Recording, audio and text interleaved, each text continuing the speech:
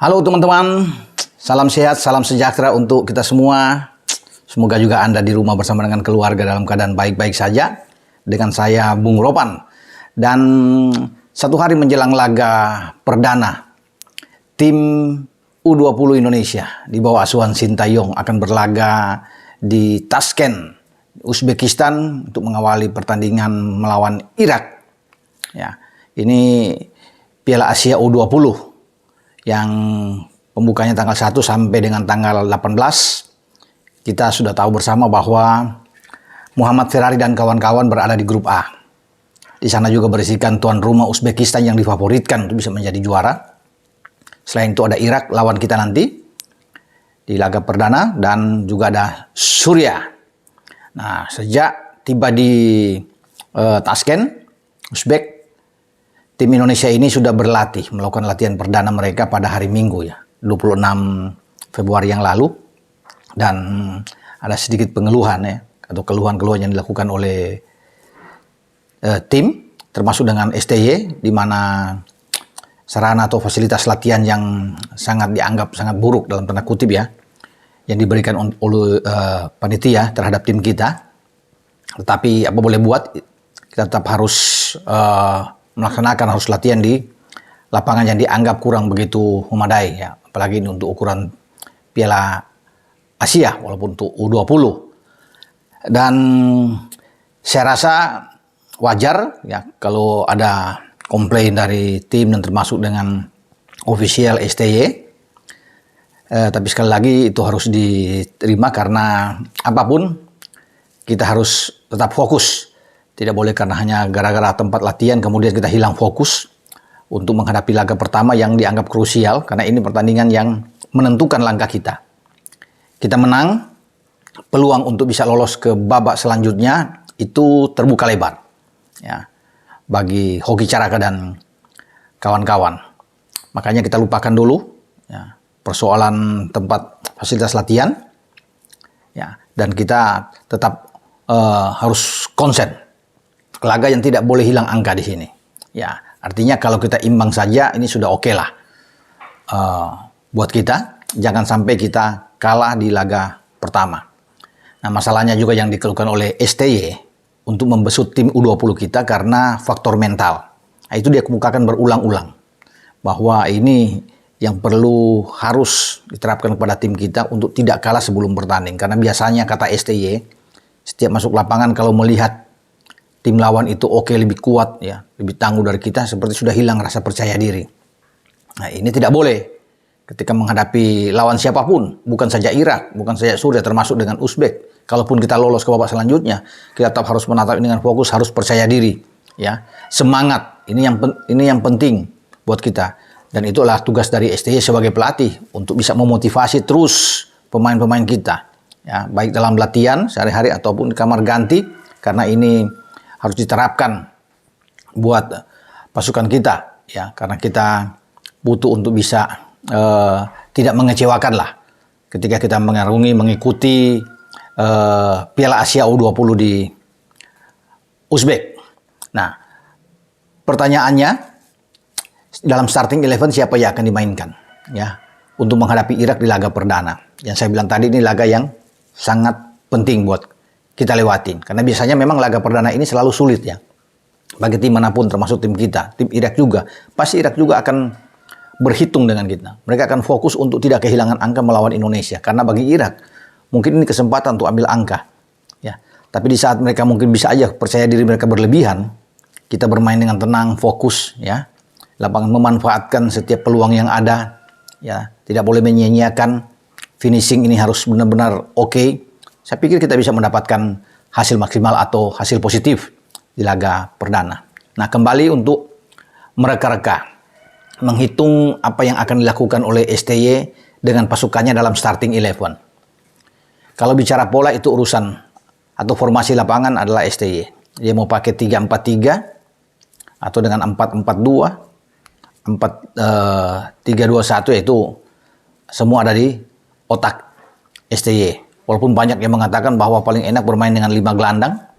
Ada 3 pemain belakang, ada 2 pemain depan. Dengan 2 sisi flank ini atau back sayap itu dimainkan secara bergantian entah mungkin ada Frankie Misa di sana atau ada Donny Tri Pamungkas yang harus tampilkan. Di kanan juga mungkin ada Kakang, ya. Kita masih punya Zaki Ashraf, ini tinggal diutak-atik oleh STY. Nah, paling menarik memang apakah STY akan memainkan dengan 2 striker atau 1 striker, karena kita punya 2 striker yang bagus ya. Tentunya pilihan pertama ada Hoki Caraka di sana, atau yang kedua adalah Rabani Tasnim, atau dua-dua dimainkan. Kita masih punya Ronaldo Kuate juga yang akan dipersiapkan, ya. Dan kalau kita bermain dengan bola 3 back katanya, ya, itu siapa? Bisa aja Robbie Darwish di sana. Sudah pasti adalah dengan Muhammad Ferrari. Tinggal satu kita akan dapat Marcel akan juga tampil di sana, atau tetap Marcel cadangan, menarik Kakang bermain dengan 3 back. Ya, kita tidak tahu. Ya, kemudian dengan katakan 5 gelandang. Ya, Donny Tri bisa main di sana. Ya, Zaki Ashraf juga bisa dimainkan dengan 3 gelandang utama, ya, dipimpin oleh Sanadin Faris. Ya, Arkan Fikri yang juga bisa taruh di sana. Ya, kemudian Ahmad, ya, Maulana, yang kita tahu bersama ini 3 gelandang ini selalu dipakai di pertandingan turnamen mini kemarin ketika kita bertarung baik dengan Fiji, dengan Selandia Baru, ya, Guatemala, selalu dipasang. Nah, saya pikir STY sudah punya kalkulasi-kalkulasi untuk melihat, ya, apa yang dia akan mainkan di laga perdana ini menghadapi Irak. Kalau persoalan di bawah Mistar, itu kan pilihan tuh kita bawa punya 3 penjaga gawang, ya. Pasti pilihan pertama itu udah Cahya Supriyadi, ya. Ini yang pasti. Kemudian ada Dasyah, ya, Fasah di sana bisa, yang selalu dimainkan di turnamen mini, di pertandingan uji coba selalu selalu dimainkan menjadi pilihan utama. Ya, kalau Cahya kita tahu bersama kan, dia selalu tampil ya baik di kualifikasi untuk U20, dia selalu full di Piala AFF U19 juga, dia selalu dipercayakan oleh STY untuk berdiri di bawah Mistar. Nah, di bawah Mistar gawang tim U20 kita. Ada lagi satu kiper kita yaitu Aditya, ya, Arya. Tapi dia akan menjadi pilihan ketiga. 2 nama tadi aja, Fasya Dasya atau dengan Cahya. Mungkin saja kalau tinggal lihat kebugaran bagi 2 kiper kita ini. Kalau diberi kesempatan, Cahya katakan akan bermain di bawah Mistar. Dengan starting 11-nya akan ditentukan oleh STY. Dengan nama-nama tadi yang saya bilang bisa ditampilkan kalau bermain 3 back. Sekarang kalau bermain dengan 4 back, Kakang bisa bermain di kanan. Donny Tri mungkin akan bermain di kiri. Ya, karena pelapisnya kita bisa tahu bisa ada Frankie Misa di sana, kemudian ada Zaki, ya, Ashraf. 2 back tengah adalah Robbie Darwish yang bisa bermain dengan Muhammad Ferrari. Kalau bermain dengan 4 flat di belakang, 4 gelandang, ya, tinggal menjadi pilihan bagi Sanadin Faris di sana, ya, Arkan Fikri yang bisa dimainkan, Ahmad Maulana itu bisa ditaruh di sana. Kalau melihat juga nama-nama pemain ini masih banyak memang, ya. Kalau kita misalnya ada di Mas Yulianto juga bisa taruh di sana dengan 4 gelandang juga, 4-4-1-1 katakan. Nah, bisa aja Rabani bermain di belakang Hoki Caraka, atau Daniko Afrianto yang bisa taruh di sana, atau Ronaldo Kuate yang berdiri di belakang Hoki Caraka. Tinggal pilihan itu ada di STY untuk bisa memainkan siapa, ya, yang pas untuk di depan. Karena kita mesti punya tukang gedor yang kuat, ya, terutama bantuan dari sisi flank untuk bisa memberikan crossing ke daerah kotak penalti, ya, sehingga harus diselesaikan oleh striker kita. Ini yang harus kita butuhkan. Dengan kalau Donny Tri bermain di kiri, atau entah siapa yang bermain di kiri, atau Kakang juga bermain di kanan, itu harus lebih banyak untuk melakukan overlap ke depan, ya, penetrasi ke depan untuk bisa memberikan umpan-umpan ketika masuk ke daerah penalti lawan. Tapi yang pasti juga di sana kita tidak boleh menginginkan bahwa lini tengah kita harus tetap juga kuat. Karena inti dari bermain sepak bola itu adalah kekuatan kita di tengah. Kalau di tengah ini solid, bagus untuk bisa menjaga lawan, sulit untuk bisa mendekati kotak penalti kita, oke. Ya. Dan kekuatannya tergantung. Memang tidak ada pengatur serangan kita, ya. Sayang dengan Marcelino Ferdinand yang sekarang bermain di Liga 2 Belgia bersama dengan Denze. Dia tidak diizinkan untuk bergabung, mungkin baru pada bulan April untuk menghadapi U20 Piala Dunia. Tapi apapun itu, sekarang harus siap tanpa Marcelino Ferdinand, harus dibuktikan oleh STY dan pasukannya bahwa kita tidak boleh bergantung terhadap satu pemain.